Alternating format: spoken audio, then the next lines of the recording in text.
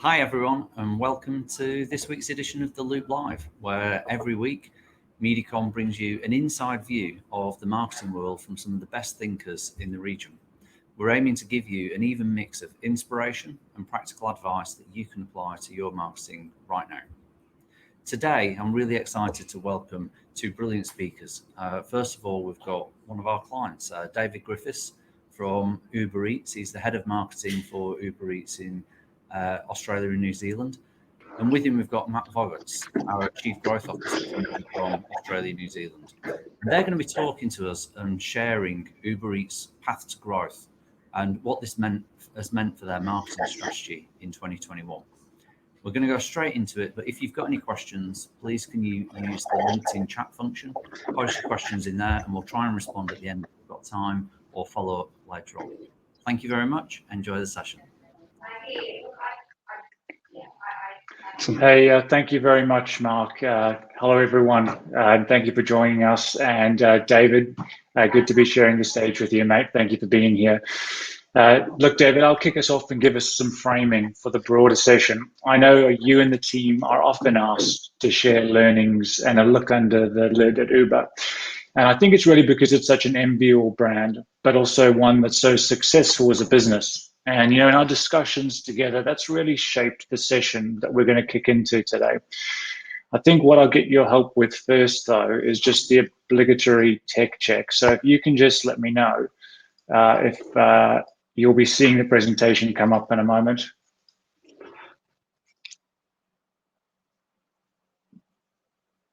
Seamless.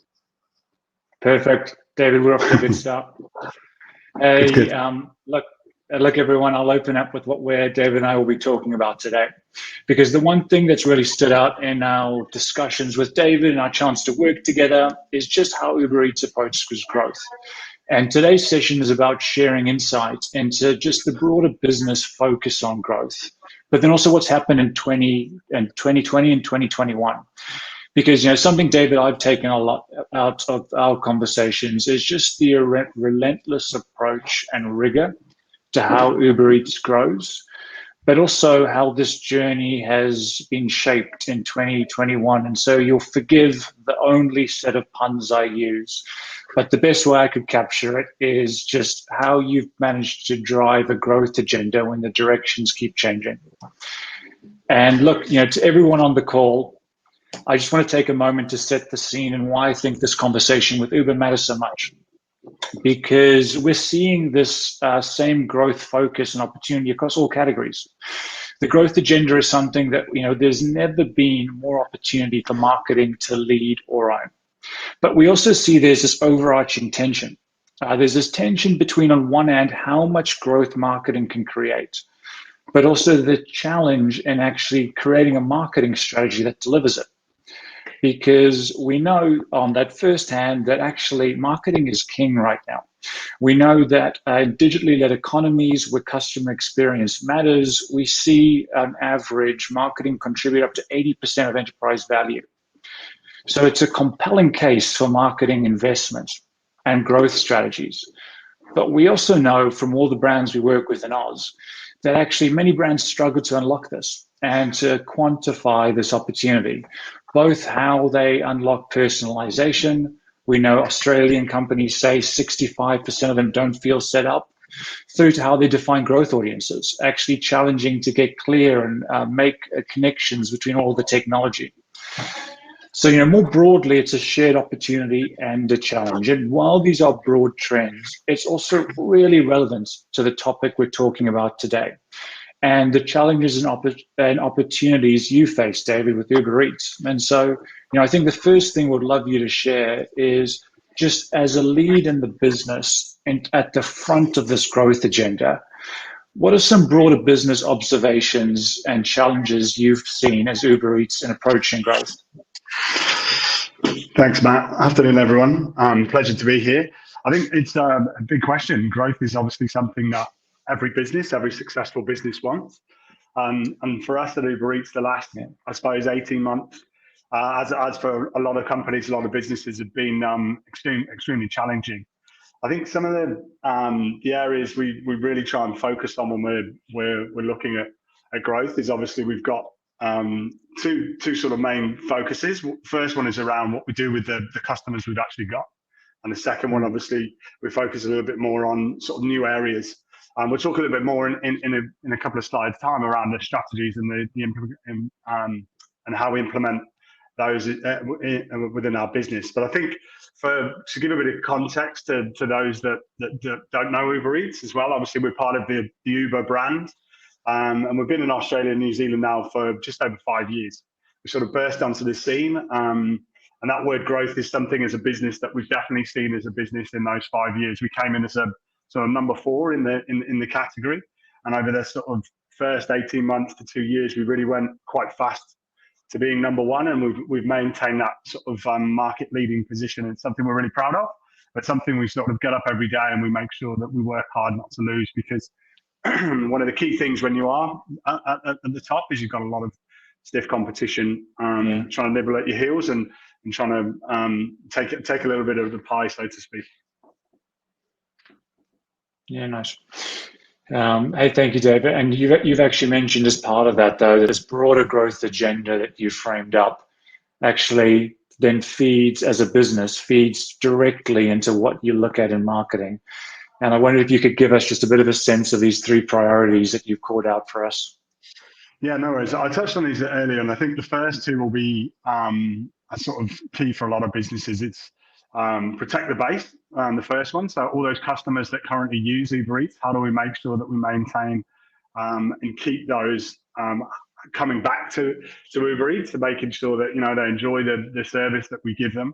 And I think like recently we've just launched our loyalty program. So Uber Pass is something that we've seen as a big driver for us in that space. It's about rewarding those customers that are loyal to us and then giving them initiatives and perks to stay loyal with us. And we've seen great success from that when we launched in June. It's something that as a business we're not going to sort of turn away from, and it'll be embedded in absolutely everything that we do. That's really key to those customers. We also have to try and make sure that from a brand and a marketing perspective, we do initiatives and put in place campaigns that our consumers really get involved with. And a big phrase that we use within the team is obviously we're a brand that people like to say that gets them. It understands our lifestyle. And I think obviously going into the scenario we've unfortunately had over the last 18 months with lockdowns, that sort of online food delivery, the use of Uber Eats and our competition as well has obviously grown hugely. We've become an integral part of people's lives. Now, interestingly for us in Australia, when we had the first lockdown in March and April in 2020, what we saw actually when we started to come out of that, and we were fortunate to come out of it in Australia around about June, July time, is that trend of actually using Uber Eats and that OFD. It didn't go back to pre-COVID or pre-lockdown times, and I think that's a credit to the team and the offering that we had. But we actually saw customers were saying, I don't want to go back to that sort of 45-minute round trip to a restaurant or going to queue outside a restaurant. Actually, I've got other stuff in my life that I want to do, and I'll use Uber Eats, and we provide a really quality service to be able to do that. So that was really fascinating for us to see, and that's definitely something that we use moving forward. We're going into our strategy for 2022, and we'll use that right through everything that we do to make sure that we actually remain really, really valuable for our base of customers. Yeah. And the next one, as I mentioned, is nothing new to a lot of marketeers, but it's all about what other areas are there for growth. So within Australia, in particular, after that big jump during lockdown, the market sort of plateaued for 5 or 6 months. And what that meant is we're obviously keeping really a close eye on that from a data perspective. But what that meant is we then have to start to look around for other areas and other opportunities. And the case study that we'll talk through in a few slides' time is all about how we actually saw and spotted an opportunity within families. That was a big area for us. We've been, as I mentioned, over those sort of 4 or 5 years, we've been pretty prolific in that sinks and dinks, so that 18 to 35-year-old category. The sort of trendy go-getters have really lent in and used Uber Eats to sort of empower their lives. And we spotted an opportunity within the families category to really double down in that. So that was a big area that came out from our insight and strategy team, and then obviously we built that over the coming months to actually to build the latest Tonight I'll Be Eating campaign. And then obviously from a challenge perspective, the last box there, number 3, maintaining our offering. And I think this is probably where we've had the biggest challenge as a business over the last 18 months. Our business, and the way that we look at it from an OFD or food delivery platform, is that we've got three customers. We've got the end consumer that is paying for the service or the food or the meal that they want from us. We then have our merchants that we work with and partner with to enable us to facilitate the delivery of that. And then obviously we have our delivery partners. And the delivery partners is an area, obviously with the borders being closed, has meant that that's really been impacted over the last 18 months. And to give you a stat, 60% of our delivery partners were immigrants, foreign immigrants. So obviously when you turn that tap of supply off that are coming into the country through border closure during COVID, that's meant that we've had to really pivot. And I think that's hugely impacted our business. Add to that, obviously, increased demand when lockdowns happen. And we've had a real sort of classic supply and demand task on our hands over the last sort of 18 months that we've had to try and manage really well. And I know the team in Marketplace work tirelessly to ensure that we've got the right offering in that. But that just goes to show that it's not all about growth in that sense of, yes, there's demand from the category, but within our business, there are certain things that need to happen. So whilst we've been protecting the base and focusing on growth area, we really have to maintain our offering and maintain that service that we're providing, and that's to try and deliver everything we can within the next sort of 30 minutes to our customers, which has got us to the number one position. Yeah, and makes perfect sense. And I guess, David, look, within that, an observation I've made, and certainly something that I've seen Uber Eats do particularly well is, you've called out from broad business priorities and a commitment to growth to then actually three principles of what growth means to marketing. And it sounds a lot like you've really held the team to those, even though there's been so much change in how they come to life across the year. Would that be fair to say? Yeah, I wouldn't say it was just me, but I think from a marketing function, we've got a brilliant team. Yeah. And I think one of the things we sort of pride ourselves on is the marketing has a big seat at the table within the business. And listening to what you're saying right at the start of the program, and the power of marketing. I love marketing. That's the profession I'm in. I would say this, hugely biased, but the power we have within Uber Eats as a marketing function is something we're extremely proud of. And I think the business also relies heavily on the marketing function. So myself and the colleagues that I work with, we're really respectful of that, but it enables us to get on the front foot. And I think, like, you think of all the really big brands and big businesses out there, they tend to be led by their brand rather than the businesses driving their brand. And I think as marketeers and working in advertising, we have to make sure that we respect that, but we're really precious and we keep building on that. Yeah, look, I couldn't agree more. And I think it's why this conversation with you and Uber Eats as a case study is such a great one for the contribution marketing makes, going back to where we started and it being able to unlock 80% of enterprise value. It's only can do that when it's given the role in the company. And why this is such a pleasure for us to work with, and giving everyone an example of what this then means for agency, is when there's this clear structure in place of actually what the growth priorities are. Well, that flows through to how we work as well. And it's fair to say that these business priorities to marketing priorities then become agencies' priorities and how they contribute.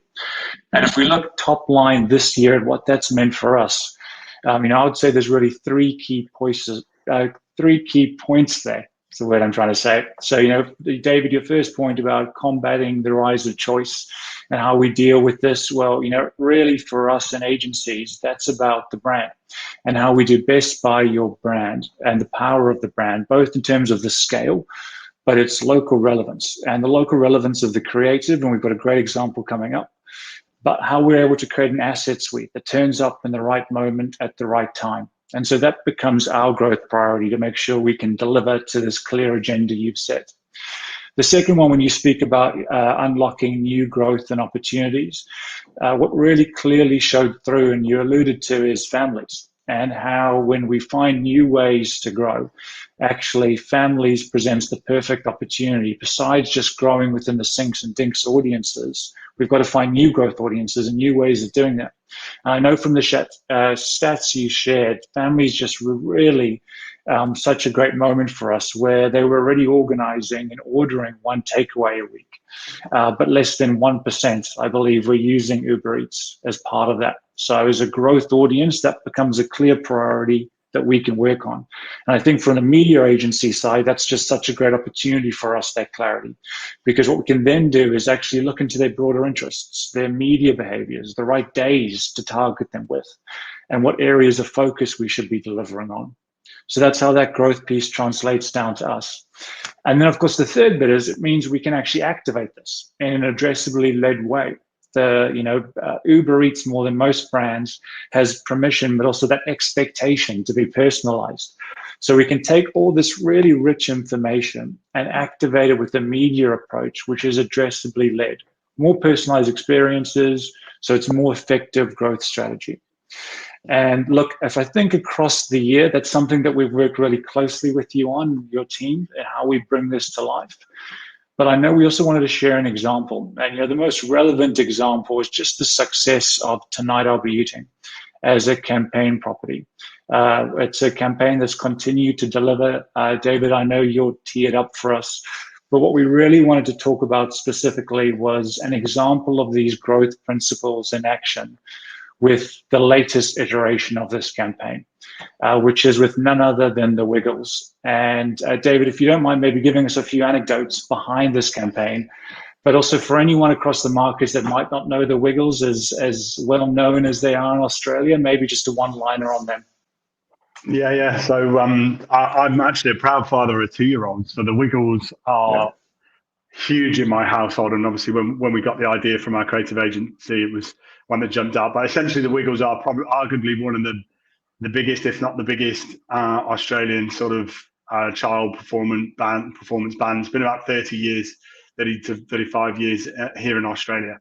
Huge phenomenon, and played right through the generations for families. I think in the last sort of 2 years though, one of the things that we sort of tapped into was, and other people from outside of Australia won't know, but there's a radio station called Triple J here in Australia, and the Wiggles actually performed on there, did a bit of a cover, and they started to almost get this like sort of second wave of cult within pop culture.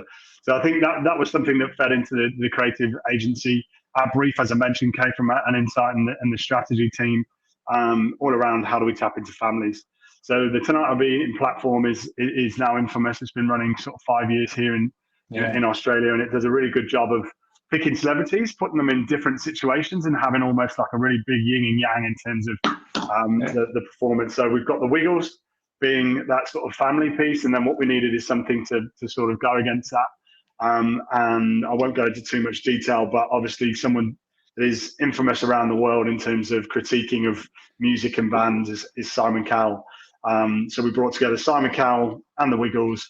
The sort of insight into the shoot itself, we shot the Wiggles in Sydney, and then we shot Simon Cowell in London during lockdown over there. So it's probably one of the most complex shoots we've had. It was 24 hours long. I actually had a half an hour kip, I won't lie, halfway through. It was pretty intensive. But I think what you'll see from this is obviously how through technology as well, we've managed to do things from both sides of the world. And as you sort of touched on, it's now in market, been hugely successful, and we're extremely, extremely proud of this. So I'll play the video, enough talking. Yeah, great.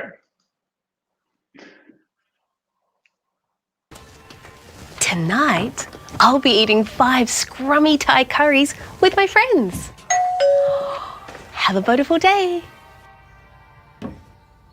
What is this I'm feeling? Yeah, I'm redecorating. Okay. It was like living in a Technicolor nightmare. My eyes are sad. You're welcome.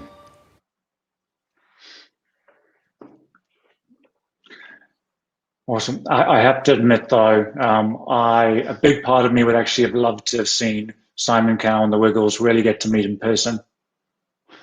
He was Simon Cowell's been absolutely brilliant throughout this. I think that sort of persona he has on some of his shows about being a bit grumpy in some sense. That definitely didn't come through. And I think obviously the Wiggles were the amazing professionals. So it was a pleasure to work on this one. Yeah, it's awesome, and such a great example of bringing that cultural relevance to life. Now, look, as you mentioned, and I want to make sure we've got some time for questions, but as you said, David, this is currently in market, so we can't talk, final results, although we know it is going really well. But I did want to connect on what you and I had called out earlier on, just some learnings. And if we just keep following this growth journey, from the growth principles you set up front, how that's actually informed the campaign to date. And I think, the first one over to you was just actually that approach to content and local sounded like a key point. Yeah, it definitely is. And I think as a team, we used to use a phrase called episodic content. And what that actually means from a campaign perspective is a campaign actually builds and builds and builds. So the TVC that you actually just saw then is one of 4. It was the last one in a series of 4.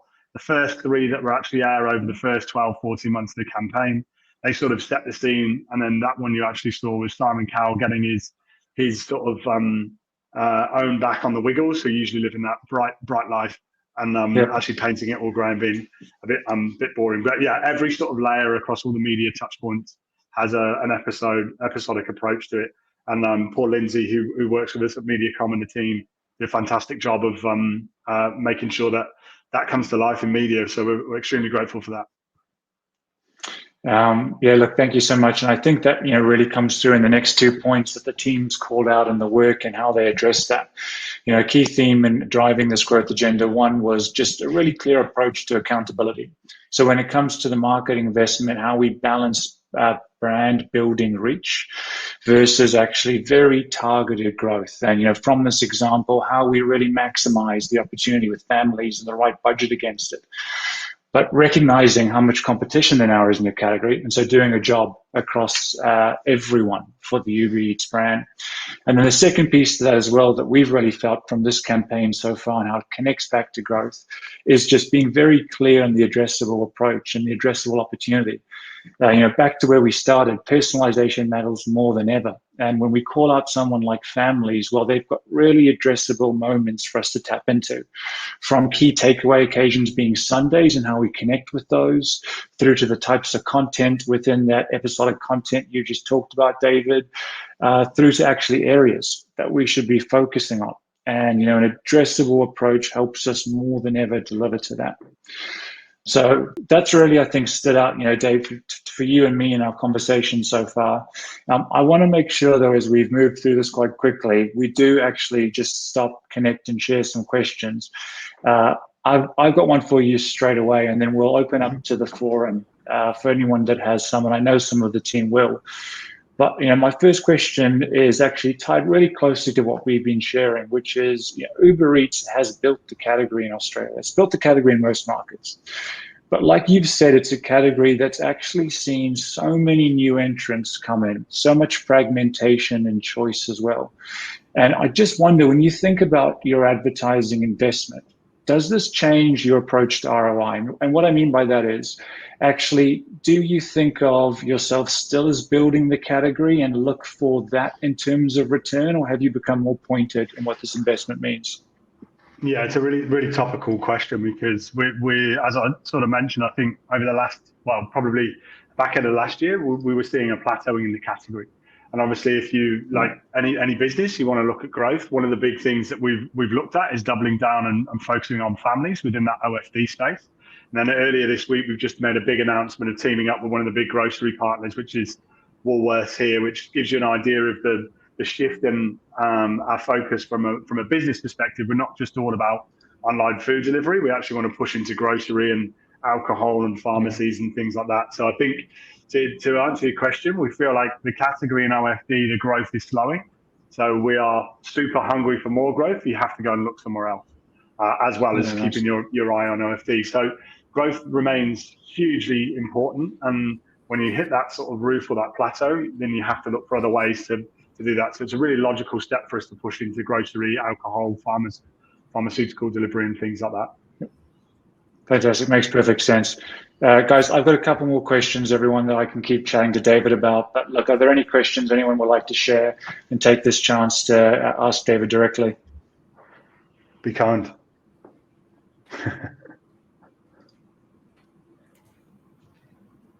I'm not actually quite sure how questions turn up, whether they come through in comments or we'll just hear them. I think Matt, you just carry on, mate. I've got one that I'll close out with, but it'll be very quick. Yeah, awesome. Yeah, more than happy to. I think David actually ties on perfectly from what you were saying, where how Uber Eats has gone after growth. There's a couple of things happening that you shared. One is actually just the logistics chain you've built. You've broadened out those services. So there's a few more things you can do there. And, sample size of one, I can tell you I'm taking advantage of all of it, from grocery shopping to the food delivery to upcoming being able to get drinks as quickly as you want them, or liquor. So that's made a big difference. But do you see that the same as actually the rewards piece, or was that more about trying to get people to use Uber Eats more often? Yeah, I think it's a classic way to obviously increase revenue and growth is to get the people that you've already got on your platform using it more and more. Yeah. So I think we're being typically, I say, greedy, or typically Uber in that sense, that we don't settle for just one. We want a multiple one. So we've got different areas within our business that actually go after different areas within our business that will go after different growth opportunities. What we want to do with Pass is sort of bring it all together. So we're almost making it super simple for you, Matt, to be able to order, whether it is alcohol, whether it is groceries, whether it is OFD, whatever you want. We want to be able to bring that to you, and our overall vision is to enable you to be able to get anything you want. Awesome. Okay. Hey, I can see some questions starting to come through. Yeah, we've got one, David. Someone's asked, what are you most excited about for next year, apart from hopefully coming out of COVID at some point? Yeah, I think probably trying to get on the front foot with things, and fingers crossed stuff like COVID doesn't come in and ruin your plans. Myself and the team are working really hard at the moment on our 2022 plans, and obviously you can lay down the best plans in the world, but when things like COVID come around, you basically rip them up, throw away, and then you become a little bit more reactive. I've only been with the business just under a year now, and I think we've built a new team in some of our areas, and we're just getting into our stride. So I think getting all the team together, getting the right briefs in, getting on the right front foot, and then actually seeing all these things happen without fingers crossed any sort of big changes. I think that's what gets me excited, because there's a lot of work from myself, the team, that goes into laying the plans. So hopefully we get a bit of free space to be able to put the plans in action. Yeah, it is. It feels a little bit like being in a washing machine, doesn't it? Of just trying to. Yeah, if I hear the words fire drill one more time, I think we might go a bit insane. So the last question, David, to put you on the spot, but it's a very quick one. It's about 5 p.m. I think there in Australia. So I just want to know tonight, what will you be eating, David? But you know what? I was saying to my wife just before I came on, this was like, we haven't got anything in the fridge, and she was like, we'll have to Uber Eats it. So classic case study. We'll probably go for Thai tonight. Yeah, there's some good local Thai. I like to eat local. Around by me, and use the app to do that. So lots of selection. So I'll go Thai, I think, tonight, Mark. Okay, and Matt, what are you going to be eating tonight? Do you know what you would maybe assume I'm just saying I'm a big Uber Eats user. I really am. Local for me, there's a couple of call outs, but one of the ones closest is called Betty's Burger, which anyone from the Sydney team I would recommend, and is a very quick delivery on Uber Eats. Okay. Like it, Mark. I'm starting to feel hungry myself already. Look, David, Matt, thank you so much for. Thanks for the invitation. Really appreciate it. And particularly David, thank you for being open and sharing your story and like what's going on with the business. So thank you very much. Thanks, everyone for tuning in. Next week we're back again, and we'll have Nick Jones, who's our Asia Pacific head of media planning, and he's going to be talking to us about television. Yes, people still do watch television in this world. Nick's going to be sharing his insights about what's going on in the world of TV and how brands can really upgrade their thinking about how to get the most of TV to continue building brands and generating demand in 2021 and 2022. So we hope that you tune in next week, and thanks for joining us this week. Thanks so much, Thanks, everyone. Thank you.